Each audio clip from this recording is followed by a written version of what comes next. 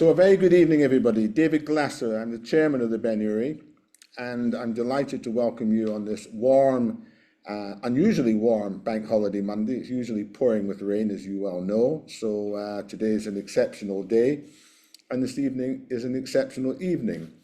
You'll forgive me if I keep stopping for a few seconds to admit people who are just arriving in. But tonight is a very special evening during a very special exhibition. The exhibition, as I'm sure you know already, is the private collection of Anthony Rudolph, who's a distinguished writer, translator, publisher, poet, and was Paula Rego's principal male model for 25 years, or 26 years, he'll correct me, and his close companion for almost as long, or even longer perhaps. It was a pretty quick transition between social friendship and gaining the opportunity to be her male model, a principal male model.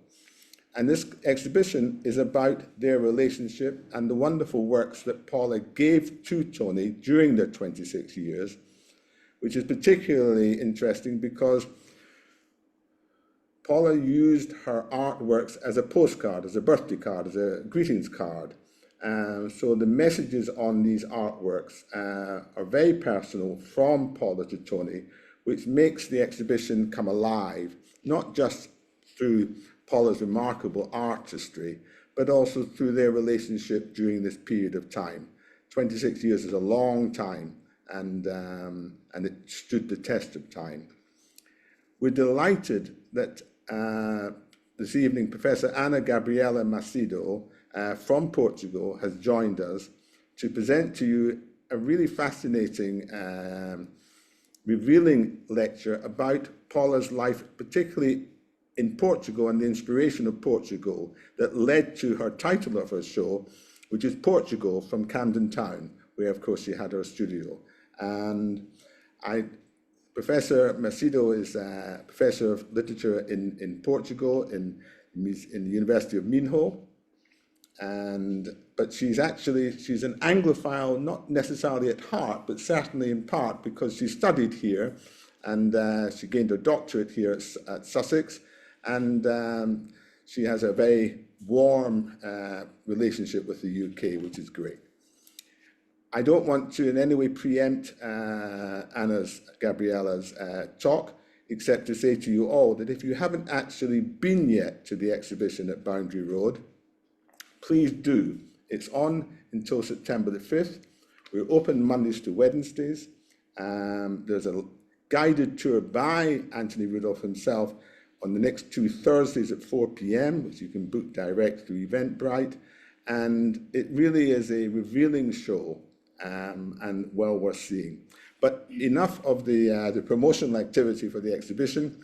Let me pass you on, please, to Gabriela Macedo, who will present Paula Rego from Camden Town. Hello and good afternoon. I'm really pleased to be here this evening. First of all, I want to thank David for his introduction and to thank Tony as well. He was the person that first approached me with this, special invitation, which I thought I could not refuse, even though it's August, and this is the holiday month in Portugal. So it's a very special month for all of us there when we tend to go abroad with the family, etc. So coming to England, as I made a point of doing, because I very much wanted to see this exhibition, was also a very special thing to me, an adventure, I said, but also an affectionate moment again. And I felt I owed it to Paula, as I so often went to see her work exhibited in different parts of the country and in different parts of Europe. It was always a pleasure to be with her. I see some friendly faces. I just saw Luisa Rinsos and Mary. Very happy to see you there. And okay, what I'm going to be talking about is I was asked to talk about the relationship between Portugal and Paula, or Paula and Portugal, whichever way. So over the years, I did different work on Paula Rego. I published a book in Portuguese, and I published essays. And to me, it always became obvious that there is this very strong connection between Paula and their country of origin, Portugal. Sometimes I used to get a bit upset when people said, "Oh, British artist Paula Rego," and I said, "Well, she's Portuguese." So this is not a contention. This is something else. But I think most of you will share with me this feeling that she's Portuguese. And I quote Albert Lacerda, poet and longtime friendship with Paula that he developed. Portuguese from Camden Town, Portuguese from tip to toe. It's, as I will show, one of the sentences that Lacerda wrote about Paula. The second quote I've got here in my epigraph is Paula herself saying something which I really believe it's essential in her work. This is how I always work, drawing on my own life and dreams and feelings. Interweaving is like knitting. Okay, her informality and also a way of, let's say, in putting together different arts, literature for sure, and visual arts, but also theater, dolls, as she said. It's a strong interweaving that is present in her work. Anyway, I'm going to be following what I wrote, because otherwise it will be different and I'll take much more time. Probably I would take much more time than I'm supposed to. So anyway, one of the features of Paula Rego's work that most fascinates me is its deliberate exposure of networks, cross-references, and, in her own words, interweavings.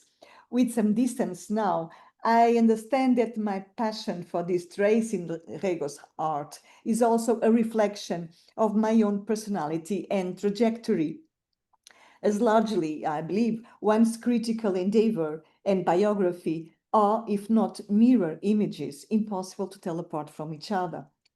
Thus, I dare to follow some of my own interweavings in this talk as I pursue Paula's.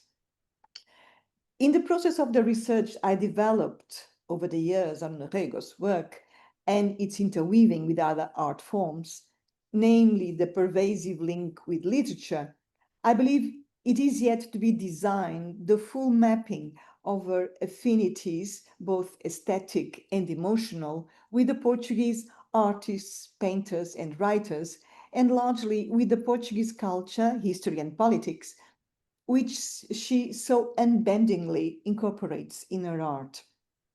So, and I may anticipate already, that I will privilege in my brief considerations today the pervasive presence of Portugal in Paula and Paula's irrefutable presence in Portugal. And you will forgive me because I'll say Paula and not Paula.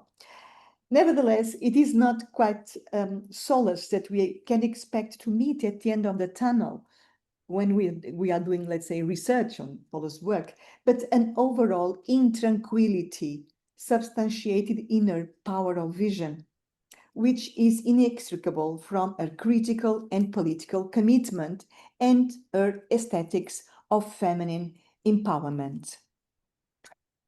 Now, to start at the beginning, and I organized this talk in, a few topics.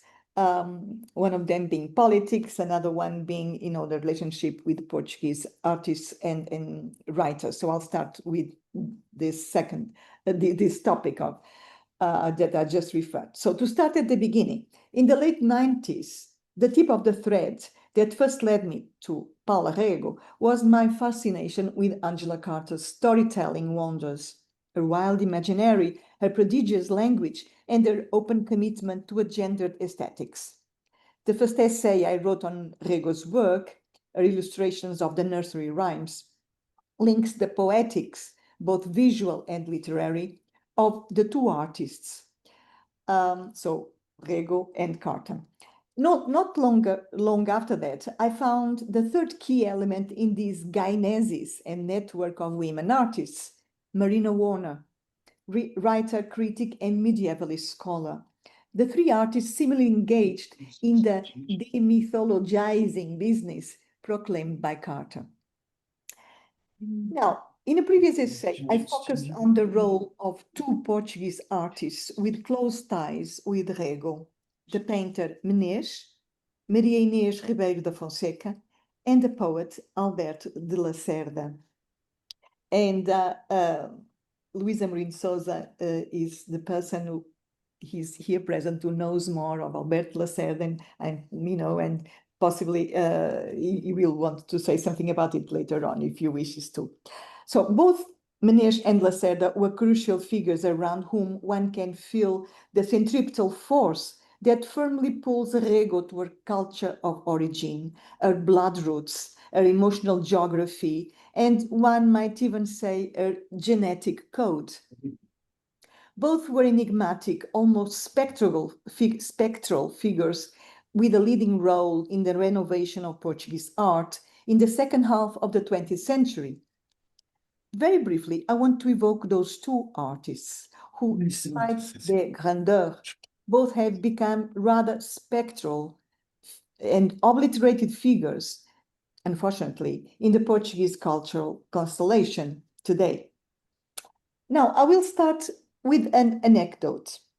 In one of my early interviews with Paula, 1999, in fact, it was the first interview with her, later on published in my book, which is only available in Portuguese, when I asked her to name the artists whose work she felt closer to, she promptly answered. That quote, Paula. Okay. Well, this is, yeah. So I quote Paula, the Portuguese ceramist Bordalo Pinheiro, the Belgian painter James Ensor, Goya, and all the 18th century caricaturists. What about women artists, I asked her, and she replied, Suzanne Valadon, Mary Cassatt, Berthe Morisot, and amongst the Portuguese Menezes, whom I was very fond of, and whose work I admired immensely. I used to spend a lot of time with her whenever I went to Lisbon, and when I would come back to London, I brought it all with me and copied it. Only we are very different. She used to tell me, you come here, you see my work, then you go back to London and you make it much better. So this is Paula, which you can see now in this photo with Menezes 1990 in Lisbon. So very strong friendship and those strong women.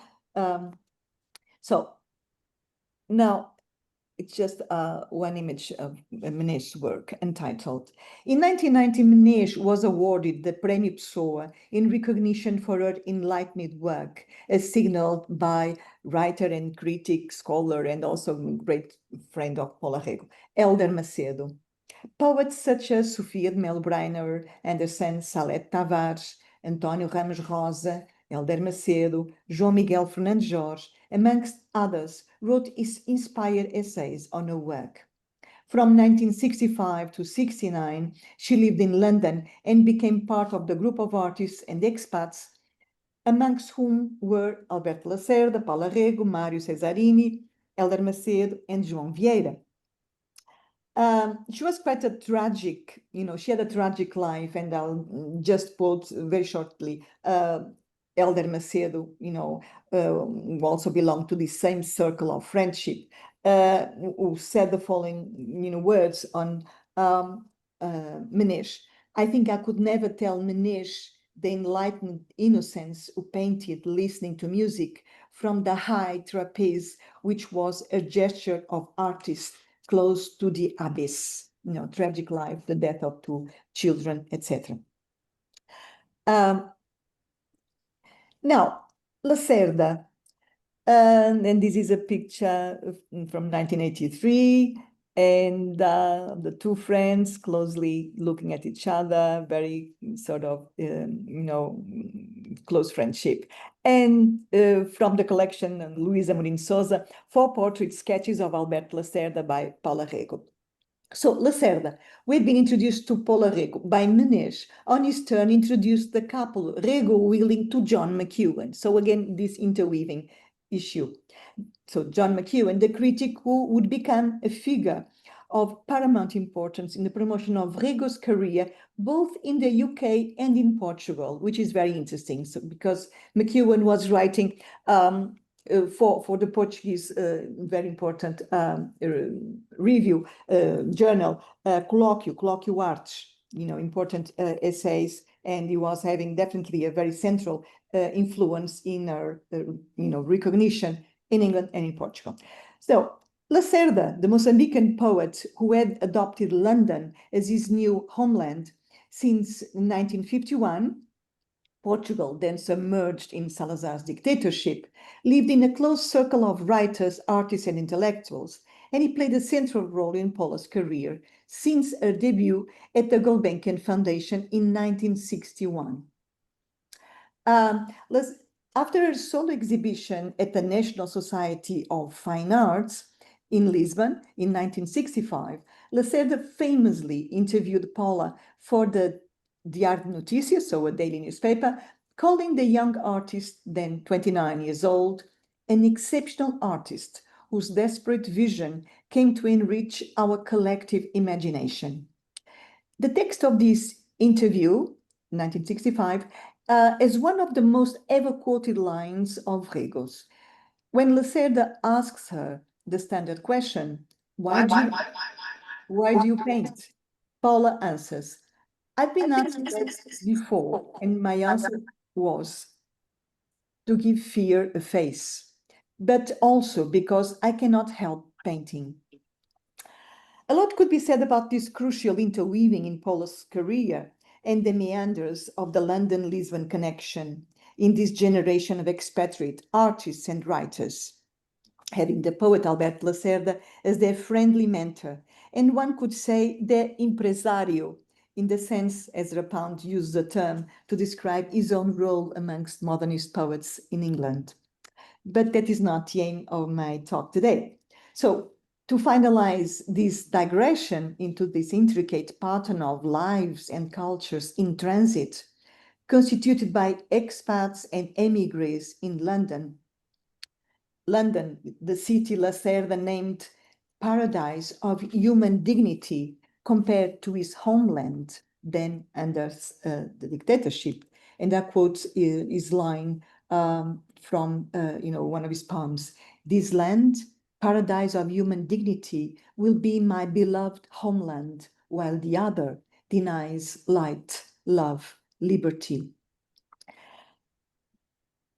And okay, I'll show something which I skipped. Okay, so this is the pamphlet for the National Society of Fine Arts in Lisbon, where Lacerda wrote a text which I'll be quoting from shortly. It is censored. It was self-censored, so to say, because it was the presentation of Rego in Portugal, and there were things which were not to be said then in public. I'll shortly give you some translation of this, not of the whole text, but part of it. Anyway, where was I? Okay, so I want to refer to a special issue of the Portuguese journal Colóquio Artes, published in December 1989, which was devoted to Paula Rego. Published after microphone. Can you say to please unmute? Everybody to mute. Yeah. Can you please, I'm sorry, I'll have to ask you to put your microphones to mute, or else it's impossible to talk to me.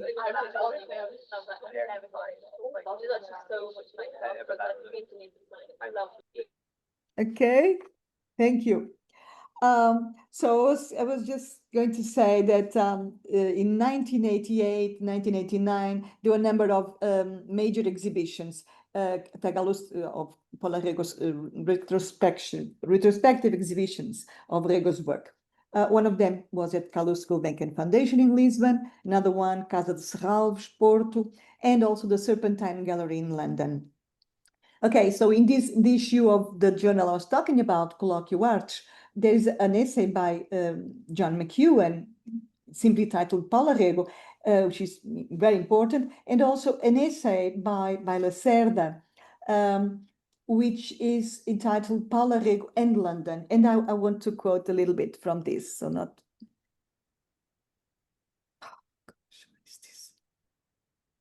This is the one. To talk about Paula Rego is, amongst other difficult things, to talk about a number of contradictions, mysteriously unified contradictions. This woman, eternally young, eternally beautiful, maybe more beautiful today than 25 years ago when I met her, found her hub as a child, and since then never left it. Paula is always at ease, always free. Nothing, never, no one has ever chained her, even when she seems shy or embarrassed. Oh, Alberto, what a shame to exhibit these things. She was to me, since the very moment I knew the work and the creature, a paragon of freedom, free freedom, as the other would have said it.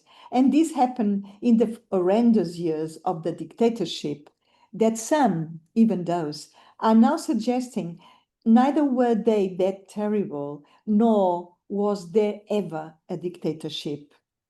Okay, this is my translation of that text, published in Colloquio Arte. Okay. As claimed by Lacerda, the key work in the 1965 exhibition at the National Society of Fine Arts in Lisbon was The Dogs of Barcelona, which was renamed for the exhibition as Stray Dogs, again, to avoid censorship, as it was an obvious allusion to Franco and the Spanish dictatorship. Where is it? Yeah, this one. Almada Negreiros, Cruzeiro Seixas, and Mário Catarina were amongst the first to show enthusiasm for Rego's work, which also inspired shock and even hatred, however, as McEwan refers. Lacerda, in a review of the exhibition of Portuguese art since 1910, which took place at the Royal Academy in 1978, commented, "Her paintings, even when the meanderings seem most private, reveal a profound revolt, moral, social, and political, as is the case with the masterpiece Stray Dogs. This picture, in which the word Franco appears, in very almost illegible, was originally entitled The Dogs of Barcelona, to avoid trouble with the Portuguese fascists. She manages to be convulsive and fluent, dreamlike and ferocious. It's not at all the childlike world, but it knows all the ligaments of innocence, twisted by perversity and oppression. She said once that she painted to give fear a face. Her work shows both the terror and the courageous triumph." This declaration should be put in the historical context. In my view, the situation of Portugal in the 60s, the dictatorship, of course, and the rise of the colonial war. Rego was painting a schizophrenic Portuguese reality, which she both exposed and confronted. The text by Lacerda referred to above was homely printed for the SNBA exhibition pamphlet, and this is not this, but let's go back, this one, and obscurely named fragments of a poem called Paula Rego. As the text was in fact only a fragment, since it had been previously censored, or rather cut or self-censored, by Paula's father and Lacerda. Lacerda himself says this, in order to avoid a more drastic action from the fierce state censorship. In fact, many of the paintings then exhibited had a clear political message difficult to elude: violence, fear, exile. It is in this elegiac fragment of a poem that Lacerda praises the young Portuguese from Camden Town, Portuguese from tip to toe, the owner of an enduring anger and rebellion, which won't defeat her, as he prophetically claims. And I read just a little bit. Your rebellion lies in bed, not to give up, but to love. Then it rises, and you are a song, erect, decisive, rough, full of a most mysterious compassion, possessed by the terror Blake spoke about, Henry Miller's oblivion, and Mário de Sá Carneiro's lightness of being, you give yourself to painting. Okay. And now switching on to, I'll show many of you know, I'm sure, these political paintings, but here they are in a row, so to say. Salazar vomiting the homeland. And I quote Paul on this because actually it comes in the interview that she gave me, the first one. When I was making this collage, I would draw the images and then cut them in pieces with the scissors. And that process of cutting, scratching, hurting, it's as if I was plucking off the eyes of a Salazar's picture or the Archbishop of Lisbon. So it's very, drastic the way she puts it. So collages, surrealist collages, or even though Paula didn't like, labels put to her art, the titles of the paintings are, of course, extremely meaningful. The Impostor, The Exile. This one is particularly special for its, what it represents. When we had a house in the country, and then the rest of the title of this exhibition was shortened, was cut, of course, to be able to, to be shown at the exhibition. We throw marvelous parties, and then we'd go out and shoot Negroes. Okay, so when this was shown at the Gulbenkian Foundation, exhibit 1961-62, the whole title was not shown for obvious reasons. Manifesto for a Lost Cause, Paula's first solo exhibition at the Society of Fine Arts in Lisbon. Centaur, The Fireman of Alijo, Regicide. Okay, now, in relation to these political paintings, Rego famously declared in the context of the 1985 São Paulo biennial exhibition in Brazil, which was very important for her. In fact, she represented Great Britain there. My favorite themes are power games and hierarchies. I always want to turn things on their heads, to upset the established order, to change heroines and idiots. Okay, and of course, this quote can be put together with the other one, which I, quoted when she said to Lacerda, "I paint to give fear a face." In an interview that she gave me, she also said she added something which I find, interesting to come back to. She confronted situations of violence and injustice, I would say, through her art, through an instrumental anger. These are her words, as she declared. So the instrumental anger is part of her strategy of representing Portugal and the political situation there. And that she does that through her collages in that physical way, with using scissors, and as she's just said. Paula Rego always had a sharp eye for social and political matters, it's well known, privileging the pictorial unmasking and revision of Portuguese history in the 20th century, particularly the 8 years of the dictatorship and the Estado Novo, and unveiling its foundations: political censorship, the role played by the church, the colonial war in Africa, class and gender oppression in a culture dominated by social and political asphyxiation. Let us, so we just looked at these political paintings. I want to recall, some critics and that in recent exhibitions came back to this topic of the political painting of Paula Rego. One of them took place at, it was a Tate exhibition entitled Paula Rego in October 2021, which was curated by Elena Kripa. And actually she said, crucially, I'm quoting Kripa, crucially, the visual overdose of Rego's 1960s collages was a means of transgression specific to a historical context. Additionally, Rego's work of the 1960s and 70s recuperates collage in relation to the craft and popular art tradition.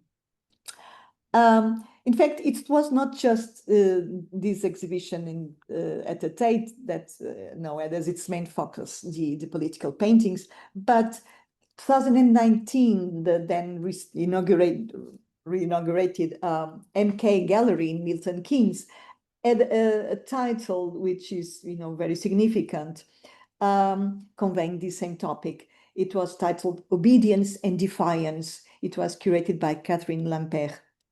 And another one following this one in Porto, called the Cry of Imagination, O Grito da Imaginação, at Museu de Arte Contemporânea de Serralves, also focusing on this same issue, the political painting. So the temporal closeness of the three exhibitions that I just named, in my view, evidences the flagrant importance of political painting in Rego's work and the impact it had, not just in the 60s, but how the nature of that work is articulated with and reflected throughout her career. So this exhibition that I just quoted at the MK Gallery, Obedience and Defiance, could not have a better title in my view. In the introductory text of the catalogue, Catherine Lampert sustains that the tension between both elements is structural in Rego's work, translating the visceral and the moral. The second exhibition, O Grito da Imaginação, at Museu de Arte Contemporânea de Serralves, in Porto, shared with the former substantial focus in the 60s and 70s, exposing and satirizing social and political oppression. Symbolically, this exhibition was not held in the main building of Serralves, but in the Casa de Serralves, which is a beautiful Art Deco residence, part of the museum premises, but it enhanced, in my view, the household dimension of the reality depicted and the overwhelming feeling of asphyxiation typical of Salazar's Estado Novo, based on the patriarchal and pseudo-benevolent authority of the chief of state, Salazar, as a pater familia, which is the so-called Portuguese brandos costumes, which was not brandos at all, soft or whatever. Now, very briefly, I just want to call attention to a current exhibition now happening in Lisbon at the renovated Gulbenkian Modern Art Center in Lisbon, which is titled Between Our Teeth, which exhibits work by Paula Rego side by side with the Brazilian artist Adriana Varjão. And this, in my view, this exhibition epitomized with unparalleled poignancy the visual commitment which is at the heart of both artists, and of course, in this case, Paula Rego particularly. Okay, now moving on to another topic, because, can't take all the time that I would love to. Paula Rego and gender. This is a particular, it's a topic that is very dear to me. And from the first time that I talked with Paula, it was evident that women, not as victims, but, not the victimization of women, but more so the empowerment of women was something she was totally engaged in. So she said this: my theme is my story, the story I have to tell, and my way of telling it. So she was very blunt about it, being a woman artist, being a feminist. And in an interview with Melanie Roberts, she said this thing that I got a quote there. My pictures are pictures that are done by women artists. The stories I tell are the stories that women tell. If art becomes genderless, what is it? A neuter? That's no good, is it? No, you've got to have everything at your disposal to be in touch with everything. That includes sex as well. You've got to have a woman's sex, It's quite different from the man. It's an advantage, because there are stories to be told that are never told. It has to do with such deep things that haven't been touched on, women's experience. Okay, so despite the fact that Rego is most frequently acknowledged and praised as a painter of the grotesque and the abject, it was very often, these topics that were highlighted in Rego's work. I believe that in most of her work, there is a permanent dialogue between the sacred and the profane. And I anticipated I'm going to be talking about gender in Rego's work by looking at paintings that well, are very obviously taking issues of women as, suffering in their bodies, and the Untitled series, of course, on abortion, but also religious paintings. And I find that interesting to compare both. So I believe that in most of our work, there's a permanent dialogue between the sacred and the profane, a constant interrogation as to the ways and the means of religiosity and a pervading, even if unsettling, mysticism. Nevertheless, the sacred, the mystic, and the religious sense coexist in our work side by side, with a powerful desacralizing, demystifying, and decanonizing irreverence, in my view. And that is what makes it unique, since it foregrounds that paradoxical coexistence and its disturbing ambivalence in the most unexpected contexts. Moreover, in images, when the subject and the focus is clearly religious, Rego's strategy of representation, a particular angle of vision, a commenting on the scene and the ranging of its theatricality, is enacted through a challenging displacement of acquired preconceptions and entrenched stereotypes. Thus, our visions of the sacred and the religious assume a new corporeality that usurps the ethereal or metaphysical essence without, however, without making them profane. Their transcendence, in my view, remains intact. Such is the disturbing ambivalence of Rego's paintings. And I'm quoting now Maria Manuel Lisboa, who is, Manusha Lisboa, a very well-known critic and scholar, and did, pioneering and groundbreaking work on Rego, namely a book, Paula Rego's Map of Memory, along with Ruth Rosengarten, whose work I also want to praise here, Love and Authority in the work of Paula Rego. Those two women critics and writers were also extremely important to me and to my research. And, to praise their work here, take the opportunity. So I was going to say, Maria Manuel Lisboa said the following: feasting on these paintings is like dining with panthers. That's what Manuel Lisboa says in Map of Memory, Paula Rego's Map of Memory. Nevertheless, Rego is always, as Germaine Greer rightly claimed, obviously triumphantly female. And I quote Greer, her work is the first evidence that something fundamental in our culture has changed. The carapace has cracked and something living, hot and heavy is welling through. And the Dog Woman series is undoubtedly a strong evidence of that. So it makes sense now to say, or to repeat again, the quote that I did show before.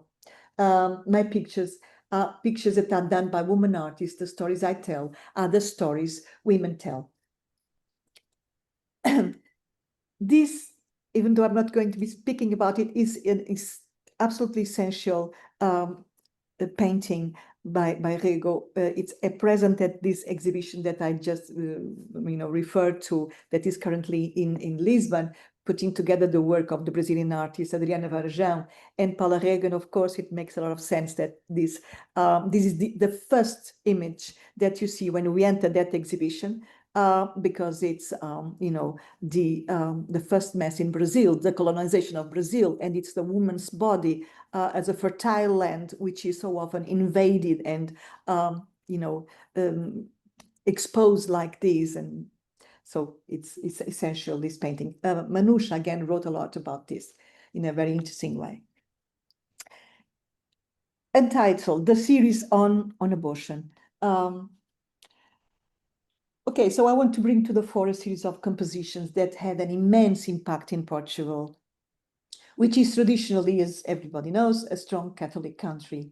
It is the Untitled series on abortion, which Rego created in 1998-99. The exhibition was at the Modern Art Center, the Calouste Gulbenkian Foundation in Lisbon, which is the most central pillar of Portuguese culture as a cultural institution up to this date. So it was not in any other museum, but at the Gulbenkian Foundation that this Untitled series of paintings on abortion was shown. And they were shown following the disastrous referendum that took place in Portugal in June 1998 on the decriminalization of abortion as a legal claim to put an end to the endless suffering and continuous humiliation of women. However, as it is well known, this referendum was a disaster then in 1998, as public opinion was excruciatingly divided. And thus the new proposed law was rejected then, with the tiniest margin of a difference, just over 1% of the votes of the electorate, 50.09. In view of this, Parliament decided to adjourn the decision, and 9 years passed by. So it was finally in 2007 that a new referendum took place, and finally the voluntary interruption of pregnancy was, came to law. Paula Rego's Untitled series represented a loud cry of protest against the abject silencing of this situation, confronting the viewer with the erasure of these women from the eyes of the law as both social and moral outcasts.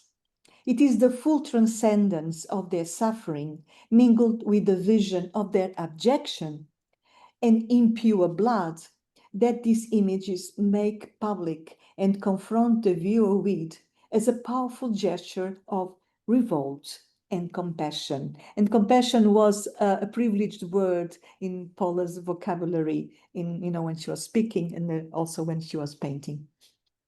Now, I propose that we keep these glaring images in mind when you look at the last series of images that I want to discuss, these 8 small prints of the life of Mary, which constitute a powerful and challenging counterpoint to the canonical representation of the Via Crucis, here revisited through the endurance, the passion, and the suffering of quasi-ordinary women. These images. Now, this is another series, another triptych, which is very interesting to compare with the former. Women saints, the closest, women to Christ, and Mary, so well known as Martha, Maria, and Magdalene. So it's interesting again to compare both triptychs. And now on to the life of Mary.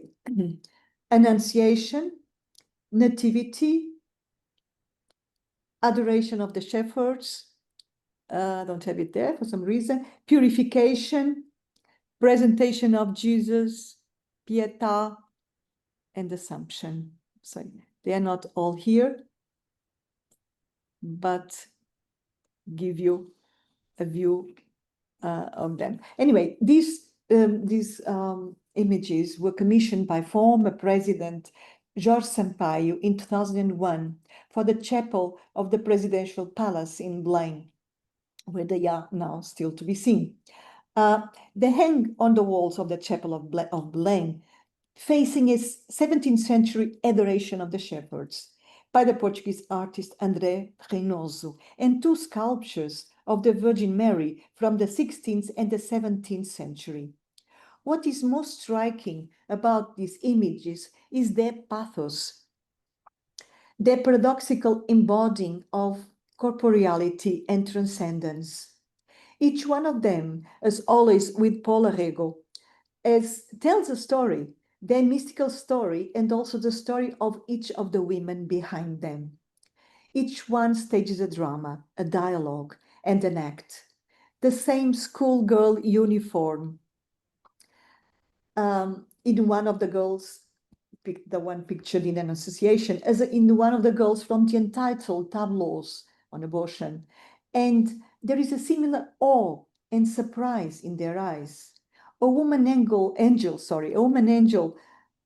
holds in her lap the young woman giving birth in nativity, with strong elements of love, pathos, physicality, and transcendence. A young mother shows her child while protecting it against all forms of evil, whether the serpent or the tiger, in the adoration of the shepherds. Or she runs away from the danger and war with her child, as in the flight of it to Egypt. Woman and child at a temple offer sacrifice, invoking the gods before the benevolent eyes of the elder woman Saint Anne. Love and endurance are preeminent, as in Crivelli's garden or in Martha, Mary, and Magdalene, in Lamentation and Pietà. There is compassion, suffering, and resilience, a woman's lot in Pietà. Christ, he's but here in Pietà, is but a dead child, illustrating that incommensurable grief. Finally, Assumption is a vision of unspeakable things unspoken. President George Sampaio seemed to be overwhelmed by the power of these images. He was a friend, close friend of Paula, who also represented him in a portrait. He praised the dialogue with religion that that these images translate, their contemporaneity, the woman as subject, and speaks of them as a totalizing experience. Yet, and I have to say this, the president's unconventional words did not set an example for all in the country. And I had the opportunity to read a few comments of some letters circulating in, minor journals, but still they were shown to the public. Many or some in the country were appalled and even felt outraged by these images, which, makes sense. To think that not everybody understood the transgression and shared it. Of course, it would be sort of possible to say otherwise. Paula refers to these images, and it's interesting to say this too, in a later interview with Kate Calloway to The Guardian in 2015, November 2015, as, and I quote, "the works I most loved doing, and the subject matter, the Virgin Mary, was important." So the works I most loved doing. So this means quite a lot to Paula. Very shortly, some images, because I think time is going by fast. And oratory, I think, was a major work, which was very interesting, and it's in dialogue with Portuguese culture too. The oratories were, a piece of furniture which was very common to be found in many, Portuguese households, traditionally. And of course, what is represented here in this piece of work is the suffering of women and children. So it was again Paula's commitment to the life of those who suffer most and that are powerless. Now, I would have love to go on talking about Portugal, Paula Rego and literature and in Portuguese literature, but of course there's no time for that, but it would be impossible not to mention the fact that Eça de Queiroz, the Portuguese realist writer, that's probably, it's considered along with eventually Fernando Pessoa and Sofia de Mello Breiner as woman writer, one of the major writers in Portugal. So, Father Amaro, o crime do Padre Amaro, was never the same after Paula Rego, created this series and representing, Tony here as Father Amaro. It's a reading of this so important novel, and this so important writer in Portugal, was so critical, so what's the word? You was just not mordant even on about Portugal, Portuguese hypocrisy, let's say, in religious terms, in social terms. He was adamant in this. And Paula took a very particular angle when she was representing women. You know, Amelia, the woman, was, you know, suffering, you know, throughout the novel. But the whole sexual issue, again, Paula is never, you know, never taking just one side. She presents the issue, and it's also up to the viewer to keep on, you know, thinking about it and making his or her own understanding of what is represented. So it's also an homage to Tony that I definitely want to bring to the fore here, as he was a male model, main male model throughout all her work, and is so wonderfully represented here. Well, not just as at Queiroz in Father Amaro, but also in Cousin Basílio in Relíquia, Alexandre Herculano, Hélia Correia more recently, Camilo Castelo Branco, the close relationship with Agostina Bessa Luís.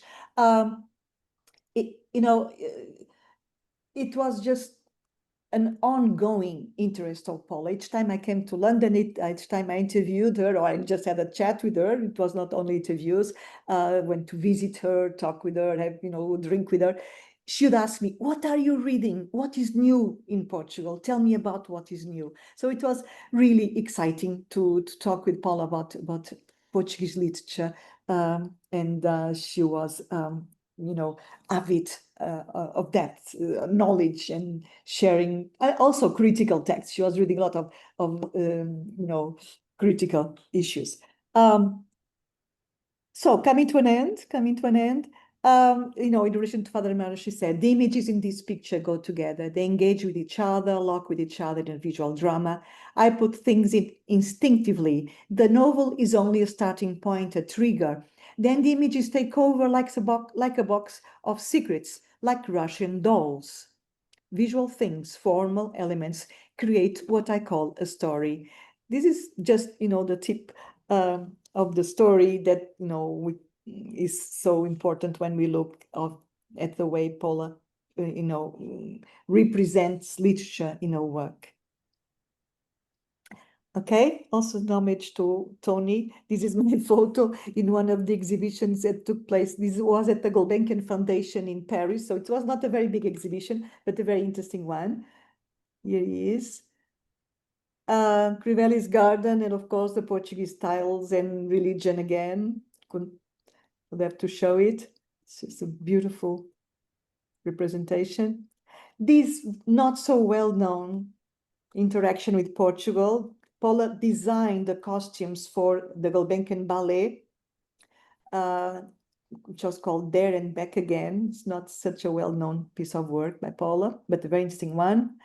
This is, well, one of the self-representations, you know, the artist in her studio, that I very much love. I also love this one because it's Paula's attitude, and I want to recall Lila as well, always depicted in Paula's work, and so friendly and such a, you know, a wonderful person. It's always so present throughout Paula's life. Paula Rego is the watcher, and I think she's a watcher. And this is Paula, it's a selfie. I'm there at the studio, and, you know, she was finding it interesting and funny that we're doing this together, this picture. And last photo, it's the House of Stories in Cascais, which is Paula's museum. I mean, I don't like to call it a museum, but it's the House of Stories. It's like, it's a place where kids now go, you know, from schools in Portugal on a study visits. So it means, again, how Portugal loves Paula, and how she's important to many of us. And I mean, of course, the building was designed by the architect Eduardo Sotomora, who is as well, you know, a very special person. So it's great that there is this dialogue between architecture and painting, and Paul as a personality, and Sotomora as a personality as well. So thank you very much. I've already talked too much. David? No, on behalf of everybody, bravo, tour de force. I mean, we've learned so much more from hearing your insight and your experiences with Paula, rather than just simply reading catalogues, which I've been doing now for the last 6 months in preparation for the exhibition. So thank you so much. May I just ask, first of all, a number of questions which have come up on the chat. One is, could you give some sense of dimensions of various Rego's works?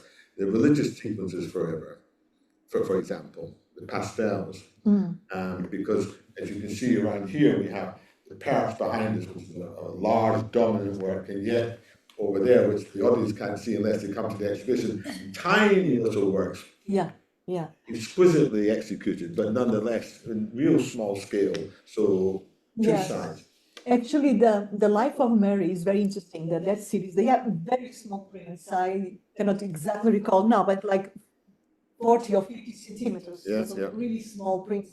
That is very striking about them. Whereas the entitled series on abortion is, very large pastels. So they vary again. It's not always the same. So there's attention to detail probably in this in the ones that are the Life of Mary series. It makes sense somehow that they are small, and when you see them in the walls of the chapel, it's good that they are small. Well, I was going to talk to you about this because having now lived with this artwork for the last 3 months nearly, what comes across to me more and more is the exactitude of the composition in terms of size. Not only is the composition themselves really fascinating, it draws you in, it makes you think. It's not just a visuality, it's really an intellectual exercise. But the scale of the works are so perfect. I mean, I don't think she operated on a computer or anything else to try, or artificial intelligence to work out what scale should these works be.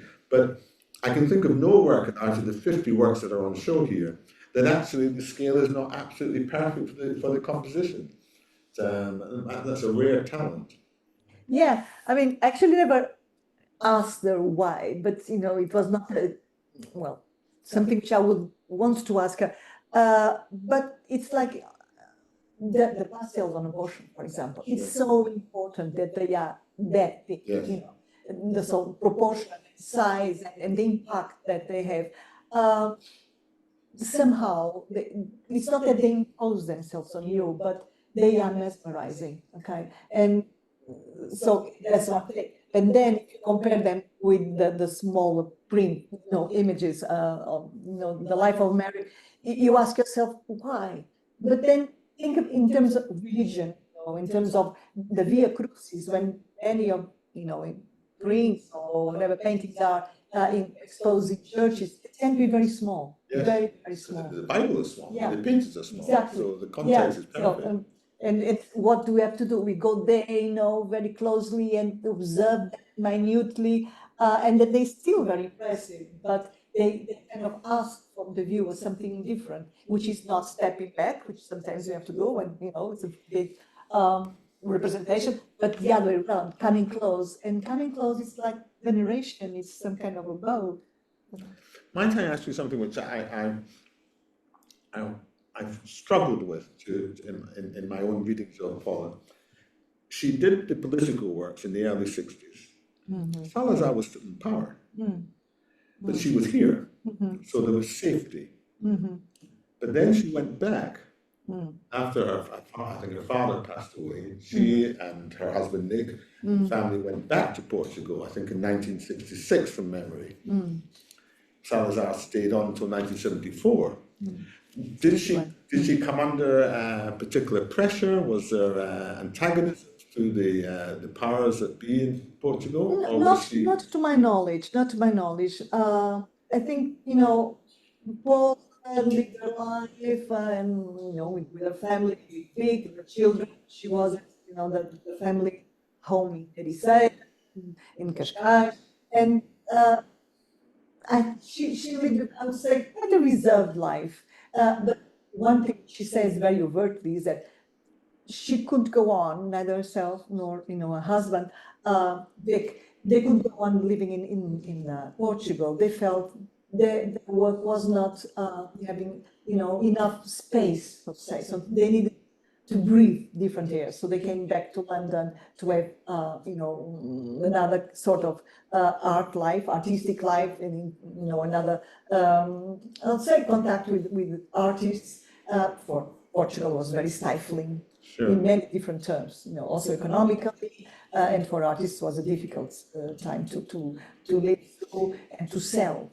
Well, if one's not privileged to live in a liberal democracy, then the opposite is true, and that affects artists, whether it's Russia pre-revolution or Portugal pre-revolution. If viewers asked whether the current exhibition, which is a work that Paula actually gave to Tony during the 26 years, is in any way political, and I don't think it is. You can ask Tony himself on each Thursday on his guided tours, but to me, I think the works here are essentially about affection. It's about moments during their relationship and the annotations of each work, which makes the whole exhibition very distinctive and special. Before we leave, can I ask you one more question, please? Sure. And go back to the abortion series, because this is all about Paula Rego being a warrior, if you like, a warrior for the truth, a warrior for reality, rather than the superficialities that we all have to live with and deal with every day. The referendum was in 1998 and lost.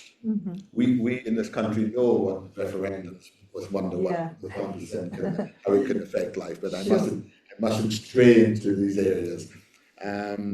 But in the same period, in response to that, she produced the abortion series, which is surely one of the great series of 20th century art. I mean, there's no question. It was another 7 years before the policy changed. What was the response to that? Because, I mean, all credit to the Gulbenkian, yes, which is an institution I love. Ben just had work actually in a major show there for showing it. But that must have been brave for the Gulbenkian, and it must have been very, very controversial at the time. Yeah.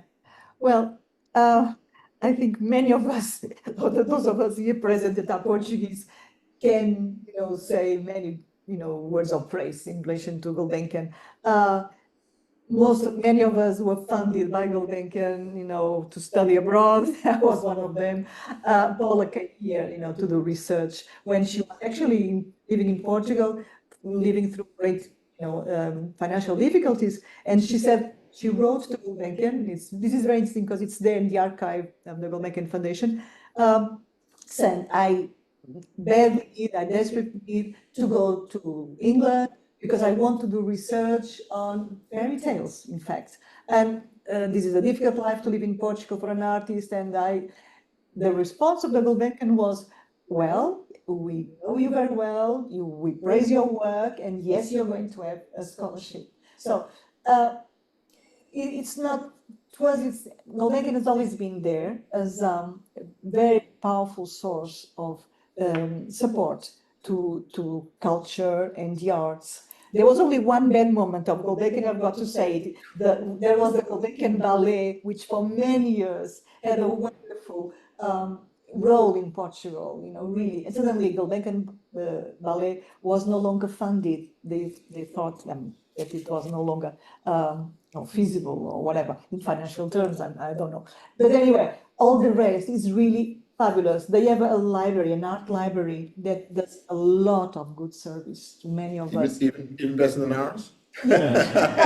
Even better than yours, but not that much. So, I don't know. Gulbenkian, I remember having gone to see the pastels on the Untitled, on Abortion, to Gulbenkian, and that's what I actually thought, gosh, this is amazing, This is a Catholic country. I'm sure many people are going to be offended, is the word, because this is so overt, I won't use the word provocative because it's, out of place, but, strong, shocking probably is better. But it had such an important role because if they were shown in a small gallery that nobody, okay, they'd go unnoticed. Exactly. You must shut me up because I can No, no, talk no, on. no, no. I'm the same. I could continue this conversation, and I suspect our audience could as well for many more hours. But I'd like to wrap it up by, first of all, thank you so much indeed for coming from Portugal to here. My pleasure. Thank you for your scholarship, both past and present. For us, it's been an absolute privilege, and I can only commend your book when it is republished in England. Thank you. I'd like to talk a little bit, if I may, about the legacy of Paula Rego, which is in very safe hands. The family, her children, Nick, Cass, Vicky, look after the estate, and I'm sure we'll be announcing many more initiatives to the benefit of the wide public, both in this country and abroad. I want to thank Anthony Rudolph, Tony Rudolph, and pay tribute to his role in her last 26 years. I have no idea how many works he must have sat still for, but it could be hundreds, I'm sure. And his place in Paula's legacy is secured, and as is her galleries in London. Victoria Miro, a wonderful gallery, represents her pastels and oils, and Christia Roberts on her prints. So all in all, between everybody involved with Paula, past and present, not that it's needed, because her artwork itself will be a long-lasting legacy for many centuries, and she represents the unique power and distinction of a fearless artist who has the ability to transpose thoughts, and, as in Portugal, the House of Stories, to tell stories no matter how difficult through the visual arts. And that is, of course, the joy, the wonder of the visual arts, and something that Ben-Uri, along with the immigrant contribution, is proud to celebrate. So, ladies and gentlemen, thank you so much indeed for joining us. Please stay in touch. We have 2 weeks more of this wonderful exhibition, and then we have the next exhibition starts at the end of September about the American immigrant contribution to British art, including a very major and important acquisition which we will be unveiling, which I'm not going to tell you about at all, because otherwise I will be blowing out the secrecy of it. But it's very important and adds very much to the British Museum sector and the public availability of such works. So God bless you all. Stay safe. Come back and see us. Thank you so much. Thank you. Thank you all very much. Very nice to see you. Thank you so much again. Thank you.